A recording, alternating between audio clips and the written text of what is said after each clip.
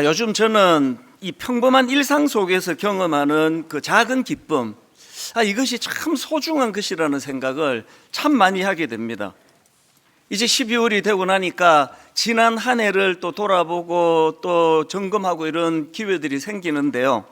지난 한 해를 돌아봐도 제가 누렸던 기쁨 대부분은 어떤 큰 성취감 혹은 어떤 큰 화려한 기쁨, 이런 건 거의 없습니다.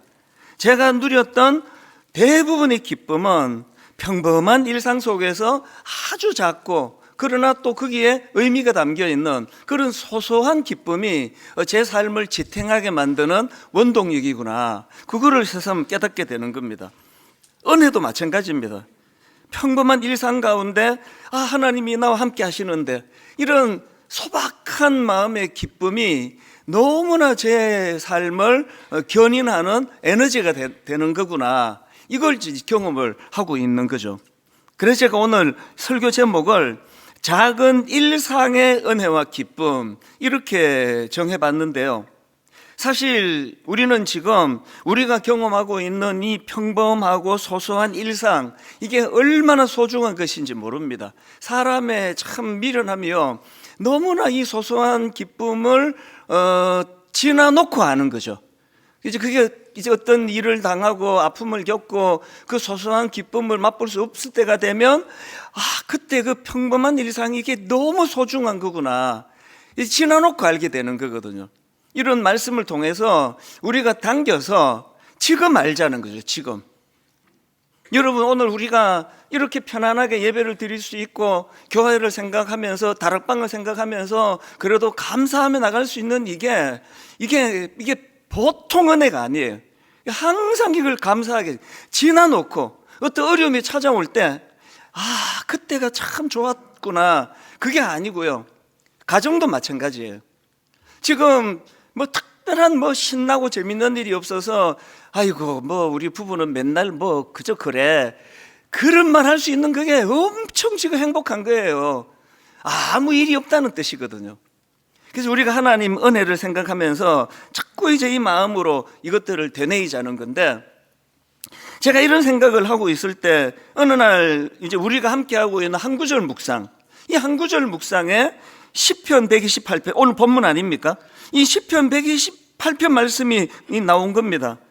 그 말씀을 제가 묵상하다가 보니까 바로 시편 128편의 흐름이, 구조가 바로 이런, 방금 제가 말씀드렸던 이런 내용을 담고 있는 거구나. 그래서 제가 이 말씀을 참 묵상을 하게 됐는데요. 그래서 오늘 이제 드디어 12월로 접어들었는데 한 해를 돌아보고 점검하면서 이 시편 128편에서 하나님 주시는 메시지를 한번 찾아보자는 겁니다. 시편 128편 1절 말씀을 읽기 시작합니다. 여호와를 경외하며 그의 길을 걷는 자마다 복이 있도다. 여기 나오는 복이 있도다, 이 단어를 히브리어로 보면은 행복하다, 복되다, 이 선포예요. 하나님을 경외하며 하나님이 원하시는 그 길을 걷는 자들은 행복한 사람들이다, 행복하다, 이걸 선포하는 거예요. 그런데 제가 주목하는 것이 이 시편 128편 1절에서 이렇게 행복을 선언한 다음에 그것이 물꼬가 어디로 흘러가느냐 하는 거예요. 어디로 흘러가는지 한번 보십시오. 2절입니다. 이렇게 이야기합니다. 내가 내 손이 수고한 대로 먹을 것이라, 내가 복되고 형통하리로다. 이거 직장같이 느껴지지 않으세요? 생업을 하고 있는 어떤 현장, 내 손이 수고한 대로 이 복이 임하게 되기를 원하고, 그런다면 또 3절, 이게 어디로 흘러가는지 보십시오.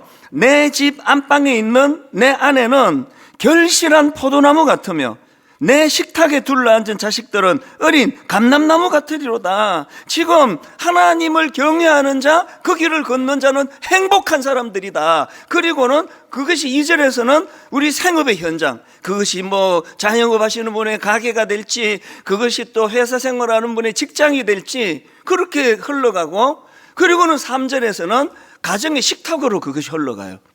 식탁에 있는 아내, 지금 이 남편이 관찰하고 있으니까, 그리고 식탁에 있는 어린 자녀들, 1절에서 선언한 하나님을 경외하는 사람이 누리는 복이 뭐 어떤 막 엄청나고 막 하늘에서 막 금덩어리가 떨어지고 이런 복이 아니라 내 소소한 일상생활 속에서 기쁜 거, 감사한 거 이런 일들이 일어나는 것으로 시편 128편이 흘러가고 있더라는 겁니다. 저도요 20대 후반에 미국에서 작은 가게를 경험해 본 적이 있어가지고 이 2절의 의미가 뭔지를 너무 잘 압니다. 어떨 때 이제 눈이 와가지고 이 매상이 뚝 떨어질 때, 손님이 안 올 때가 있으면은 그러면 내일 또 다 오거든요. 근데도 억장이 무너져요.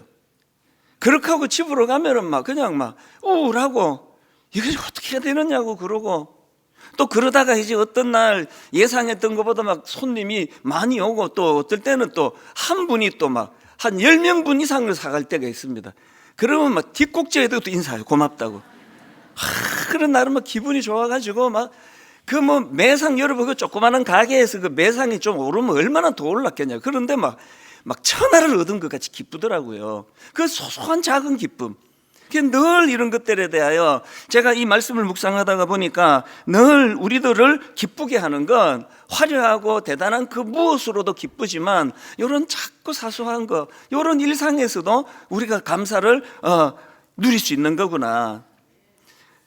그리고는 이제 11월 둘째 주간에 우리 다락방 이 소그룹에서 이제 공과로 한 구절 묵상을 가지고 우리는 이제 다락방 교재를 만드니까요. 시편 128편을 다루었는데요.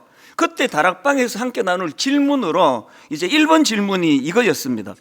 여호와를 경외하는 자에게 약속된 복은 무엇이라고 말하고 있습니까? 여호와를 경외하는 자에게 어떤 약속이 있느냐 보니까 그거에 대한 보충 설명의 글을 제가 읽어드릴게요. 이 시편 128편 말씀은 우리가 눈에 보이는 큰 성취보다 일상의 작은 수고 속에서 하나님의 은혜와 감사를 발견하게 합니다. 함께 나누는 한 끼 식사, 가족과의 따뜻한 대화, 땀 흘린 뒤 맺는 열매 속에 하나님의 복이 담겨 있습니다. 하나님을 경외하는 자는 특별한 순간에만 복을 누리는 것이 아니라 평범한 일상조차 은혜와 감사로 물들이는 복을 누릴 수 있습니다. 저는 이 말씀을 베껴가지고요 한참을 묵상을 했습니다. 오늘도 하나님이 저에게 허락하신 이 소소하고 작은 기쁨을 큰 것만 바라보고 다니다가 이걸 내가 놓치지는 않은가? 이걸 빼앗기고 있는 건 아닌가? 오늘 내 이 하루의 일상이 얼마나 하나님의 작고 소소하고 그러면서도 풍성한 감사거리를 제공하는가, 그런 생각을 하게 되더라는 거거든요. 여러분, 아까 그 행복이라는 찬양 가사에서도 나왔지만 주를 경외하는 사람들의 이 일상에서의 작은 행복, 이걸 누리셔야 돼요. 여러분, 오늘 아침에 무사히 눈을 뜨게 된 거, 이게 어떤 분에게는 기적이거든요. 오늘 여러분 이렇게 건강하게 이 현장에 나와서 예배할 수 있게 된 거, 지금 이 시간에요 어떤 몸을 다친 성도님은 병원에서 그 눈도 침침하신 분이 스마트폰으로 지금 예배를 드리고 계세요. 지금 병실에 누워서 예배를 드리고 있는 그분들을 생각하면 이렇게 나와서 말씀을 전하고 말씀을 들을 수 있는 이게 얼마나 감사한지 모릅니다. 여러분, 우리가 일상에서 이런 늘 이 평범한 이 생활이 늘 감사해진다면 우리가 얼마나 행복해지겠냐고요. 그래서 저는 이 시편 128편 말씀의 이 흐름을 보면서 여기에 참 의미가 있다. 그러고 보니까요, 이 1절에서의 이 하나님을 경외하고 그 길을 걷는 사람이 행복하다, 그렇게 선언하고 흘러가는 그 줄거리를 보면서 하나님이 허락하신 복은 이게 점진적으로 확산하는 복이구나, 이걸 제가 깨닫게 된 거죠. 자, 이걸 제가 오늘 좀 설명을 드려볼게요. 이 점진적인 확산의 특징을 가진 복이 이 하나님 주신 복인데요, 그 흐르는 걸 한번 느껴보십시오. 첫 번째로 개인에게 임하는 복이 있습니다. 시편 128편 2절, 내가 내 손이 수고한 대로 먹을 것이라 내가 복되고 형통하리로다. 우리가요, 하나님께서 이 손이 수고한 대로 먹을 수 있도록 해준 이 은혜, 특별하게 어떤 건강을 다치시거나 어려운 일을 빼고는 우리가 건강한 손으로 열심히 우리가 일을 하면 손이 수고한 대로 주시잖아요. 그러니까 여기 나와 있는 내 손이 수고한 대로 먹을 것이라는 이런 말씀 속에서 저는요, 이 하나님을 경외하고 그의 길을 걷는 사람들에게 나타나는 중요한 삶의 태도 하나를 발견하는데, 그게 뭐냐? 건전하고 건강한 삶의 태도를 가지고 있다는 겁니다. 요행을 바라지 않고 일확천금을 바라지 않고 눈앞에 이익만을 쫓아가지고 투기하고 불로소득을 추구하도록 부추기는 이 세상 속에서 묵묵히 손이 일한 대로 성실하게 살아가는 그 즐거움을 누리고 사는 것, 이게 굉장히 건강한 삶의 태도 아닙니까?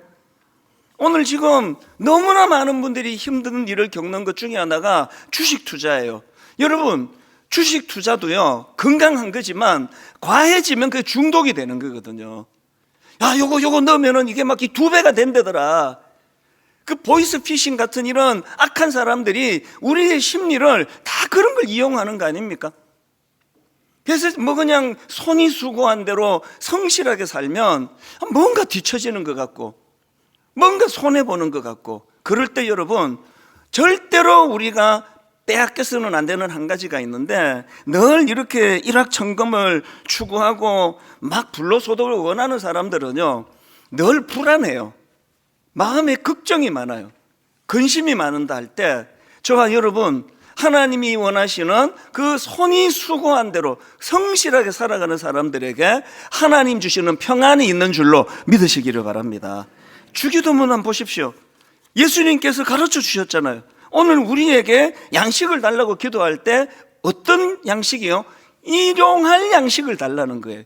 오늘 하루 자족할 수 있는 그 양식을 달라고 주님이 가르쳐 주시는 것은, 왜냐하니까 일확천금을 노리는 사람들에게서 찾을 수 없는 이 평안, 샬롬, 이것이 이 기도 속에 담겨 있기 때문이거든요.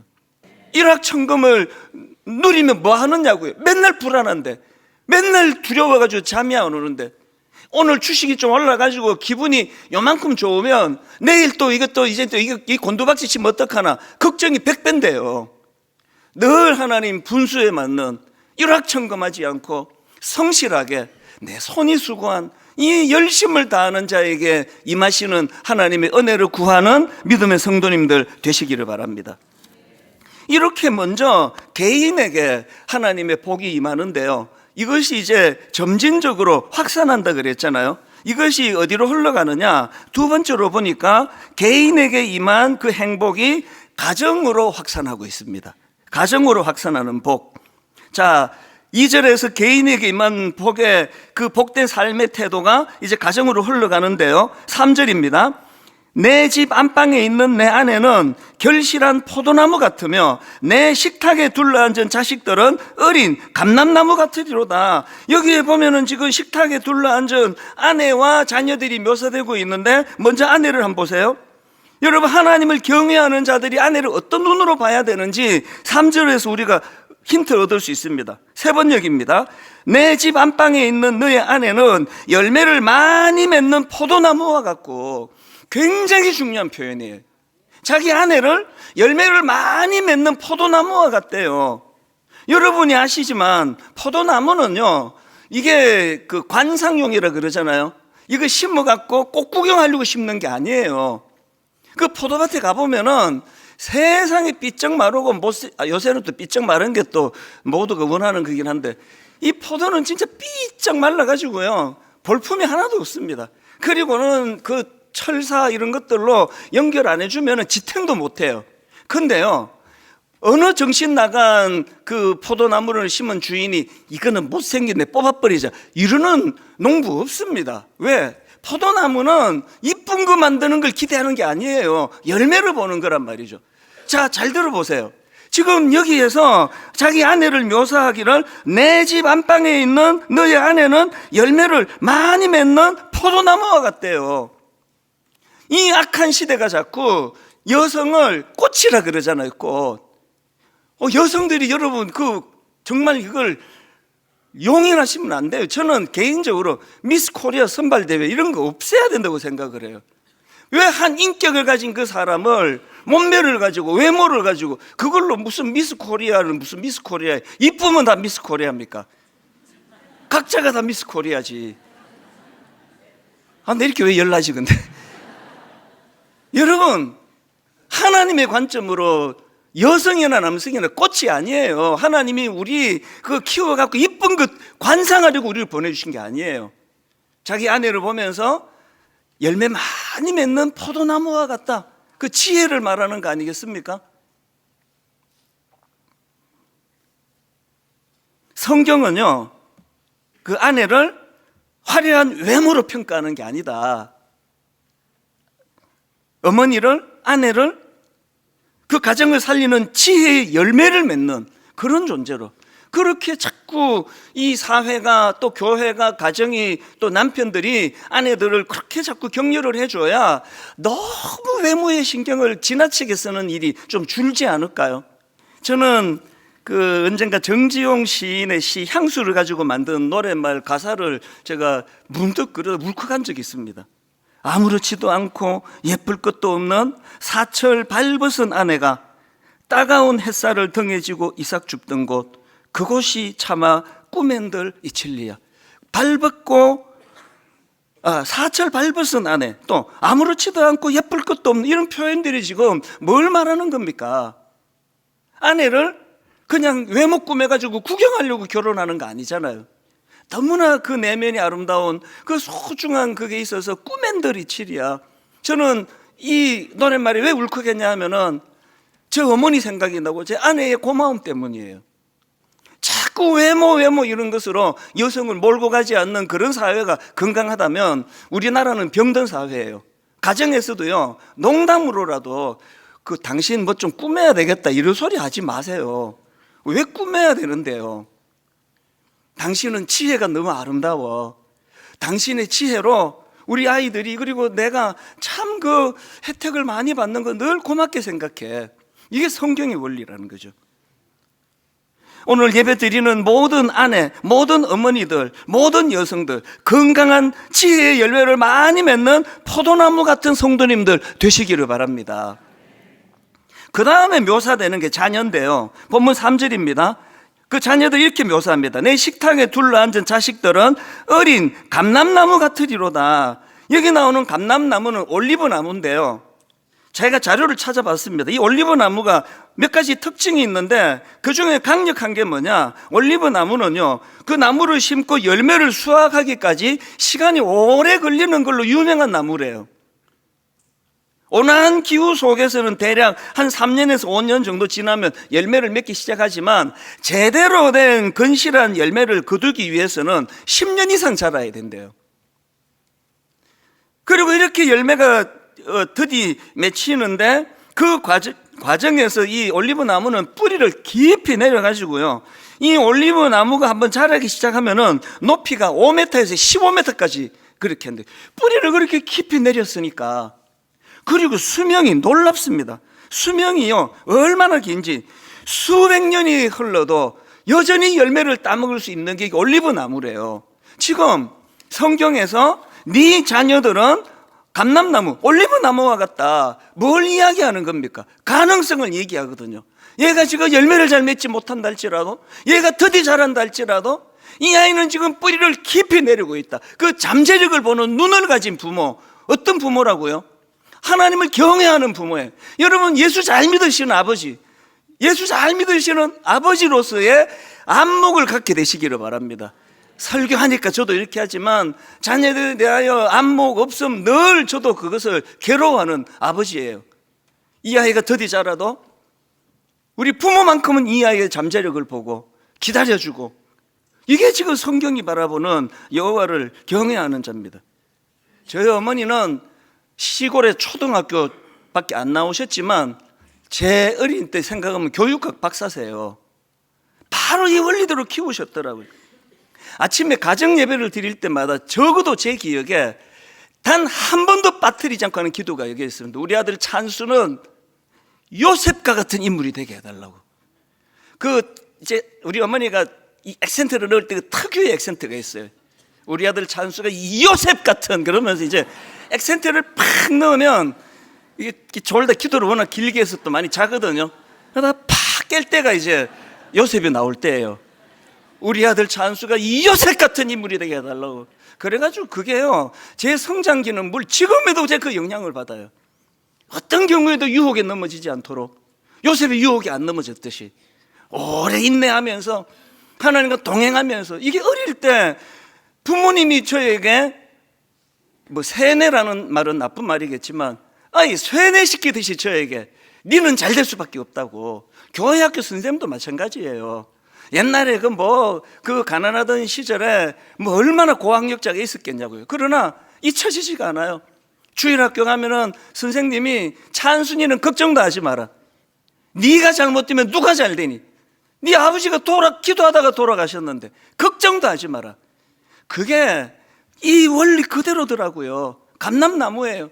비록 가난하고 눈에 띄는 거 별로 없고 두드러지는 거 없지만 니는 잘 된다. 그 주일학교 선생님이 복잡한 성경 지식 가르치는 것도 중요하지만 아이들에게 이 꿈을 심어주는 거, 이게 성경이 가르치는 거거든요. 여러분, 가정과 분당 우리 교회가 다음 세대를 향하여 올리브 나무처럼 더디 열매가 맺어지지만 하나님 이 아이를 통한 그 내면에 잠재되어 있는 걸 볼 줄 아는 부모, 그것을 끄집어내는 주일학교 되기를 원합니다. 그런 기도가 필요하다는 거죠. 이렇게 개인으로 시작된 이 행복이 가정으로 흘러가고 이것이 또 점진적으로 어디로 흘러가느냐? 세 번째가 공동체로 확산되는 행복입니다. 개인과 가정에만 머물러 있지 않습니다. 5절을 보십시오. 여호와께서 시온에서 내게 복을 주실지어다. 너는 평생에 예루살렘의 번영을 보며. 행복은요, 개인의 소유에서 멈추지 않습니다. 행복은요, 자기 자신과 가정과 내 새끼, 내 아내, 내 자식으로, 내 가정으로 끝나지 않고 공동체로, 이웃으로 흘러간다는 거죠. 저는 요즘 참 행복해요. 지난주 다락방 전체 종강을 하고 이번 주 이제 다락방 종강이 있기까지 우리 순장님들이 이제 여직장 화요일 순장반에서 또 어제 토요일 직장인 순장반에서 간증들을 하는데 너무 감동이에요. 시간만 되면 다 읽어드리고 싶은데요. 하나만 소개해 드릴게요. 이분 그 간증문을 제가 읽어 드릴게요. 순장님이세요. 어떤 순장님? 저희 다락방을 소개함에 가장 큰 감사는 순원분들 모두가 교회와 다락방 공동체를 정말 사랑하는 분들이라는 것입니다. 다락방 안에서 함께 울고 함께 웃고 함께 울었던 한 분 한 분의 이야기를 다 전하고 싶지만 오늘은 한 분 집사님의 이야기를 들려드리려고 합니다. 가정의 어려움을 그 당시 갖고 있던 집사님 이야기를 들어보세요. 이 집사님은 20여 년 가까이 남편으로 인해 가정 안에서 어려움이 있었고 다락방 배정 후 첫 신방 때 이제 이혼을 해야 할 것 같다고 말씀하셨을 만큼 위기의 상황이었습니다. 그 다음에 감동이에요. 이 순장님이요, 저는 어떤 말씀도 드릴 수 없어. 그저 홀로 기도했는데 감사하게도 다락방에서 자신의 이야기를 나누어 주셨고 집사님의 가정을 향한 하나님의 선하신 개입을 순원분들과 함께 눈물로 간절히 기도하기 시작했습니다. 그렇지만 집사님은 결국 남편에게 이혼을 요구하셨습니다. 마음 아픈 시간이 이어지던 중 어머니 기도회에서 남편을 초청하여 예배를 드리는 시간이 마련되었었는데 집사님께 지푸라기라도 잡는 심정으로 이 순장님이 부탁한 겁니다. 그 집사님께 지푸라기라도 잡는 심정으로 그날 남편과 함께 가면 어떻겠냐고 권하였습니다. 집사님은 남편에게 용기 내어 이야기했고 그 남편분께서는 가보겠다고 하셨습니다. 이 남편도 귀한 분이에요. 가정이 어려움을 겪고 있는데, 아니 예수 안 믿는 분인데, 그것도 수요 어머니 기도회 오전에 전부 다 여성들이 많잖아요. 거기에 이 남편이 안 믿는 남편이 따라오신 거예요. 그 다음이 감동이에요. 그 기도로 중보하는 다락방 식구들을 보십시오. 그날 남편분께서는 그 기도회에 오셨습니다. 저는 이 순장님은 그 두 분 뒤에서 그리고 순원들은 각자의 자리에서 기도하며 마음을 모았는데 이 남편분의 마음에 성령님께서 찾아와 주셨고 그 남편이 예배 후에 아내에게 지나온 일들을 사과하는 놀라운 은혜가 있었습니다. 이후 거짓말처럼 관계의 회복은 급물살을 탔습니다. 이게 하나님 일하시는 거거든요. 그 수요일 어머니 기도회 때 이 남편이 와가지고 성령님이 어떻게 만져주셨는지 아내에게 진심을 다한 사과를 하고 가정이 회복이 되고 치유가 되는데 그 과정에서 뭐 피가 섞였습니까? 살이 섞였습니까? 이 순장녀 순원들이 마음을 다하여 이분을 위하여, 이 가정을 위하여 중보 기도하고 그 열매가 나타났다는 이야기거든요. 이런 이야기 또 있습니다. 한 번은 어떤 성도님이 저한테 롤 케이크를 선물해 주셨어요. 제가 그날 직접 뵙지를 못하고 이제 사무실에 이제 맡겨놓은 걸 제가 그 직원이 전해줬는데요. 이제 집에 와가지고 이제 저녁 먹고 아내하고 같이 이제 롤 케이크 먹자. 그리고 꺼냈는데 이게 이상해요. 아니 케이스에 군납용 이렇게 돼 있는 겁니다. 이거 군인들한테 주는 거 아닌가? 이게 뭐지? 이게 왜 군납이야? 막 이제 아내하고 농담하면서 이거 밀반출한 건가? 아니 왜 군납용이야? 농담으로 막 이제 그런 이야기를 했는데 그 다음날 이유를 딱 알았죠. 그 직원이 저한테 카톡 하나를 보내왔어요. 내용이 이런 겁니다. 그 다락방에 한 그 성도님이 군 부대 가까운 곳에서 제과점을 운영하고 계시는데요. 이제 그 이웃 군 부대에서 롤 케이크를 주문한 겁니다. 단체로. 그렇게 단체로 롤 케이크를 주문했는데 그 군 부대에서 뭐 무슨 어떤 일이 생겼는지 모르지만 그 주문한 거를 취소를 한 거예요. 취소 물량이 무려 380개예요. 여러분이 자영업 하시는 분에게 이건 뭐 엄청난 거 아닙니까? 그래가지고 이걸 어떻게 해야 되나, 이 380개. 그 소식을 들었던 다락방 식구들 또 우리 성도님들이 십시일반해가지고요, 그것을 한 개, 두 개 저한테 선물하신 이분은 제가 듣기로 한 10개인가를 구입을 하셔가지고 그렇게 선물로 막 나누어 주셨는데요, 결과가 놀라워요. 취소, 그 군 부대에서 취소 물량이 380개인데 판매된 수량이 479개였대요. 내교로 시작한 은혜가 그것이 가정으로 흘러가고 그것이 우리 이웃으로, 교회 공동체로, 다락방으로 그렇게 흘러가는 너무나 아름다운 모습 아닙니까? 오늘의 말씀을 저는 이렇게 맺기를 원합니다. 여러분 개인과 가정에 이런 행복이, 이런 은혜의 복이 흘러가기를 원합니다. 그것으로 끝나지 않고 가두어 두지 않고 그것을 주변 이웃에게, 교회 공동체로 흘려보내는 믿음의 성도님들 되시기를 바랍니다.